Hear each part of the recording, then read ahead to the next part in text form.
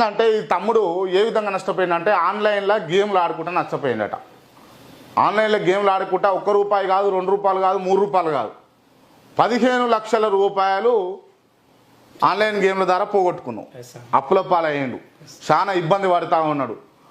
ఆర్థిక పరిస్థితి గతంలో మంచిగా ఉండే ఈ ఆన్లైన్ గేమ్ల బారిన పడి 15 లక్షల రూపాయలు నష్టపోయిండు.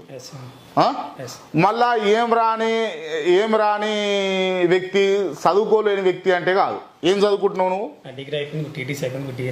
డిఎస్సి ప్రిపేర్ అవుతుండు. డిఎస్సి ప్రిపేర్ అవుతున్నటువంటి వ్యక్తి తిను. సరే చెప్పు బ్రదర్, ఏం జరిగింది చెప్పు. అసలు నువ్వు ఆన్లైన్ గేమ్లో బారిన ఎట్లా పడ్డావు, అసలు ఎట్లా నష్టపోయినావు, ఎంత అప్పు చేసినావు, ఎందుకు చేసినావు? నా పేరు సంజీవ్. కొంచెం ముందుకు రా. స్టడీ పర్సన్ మంచిగా చదువుకుంటాను.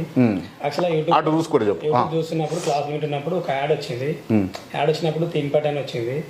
ఏంది? తీన్ పట్టి. తీన్ పట్టి. ఎస్ అన్న.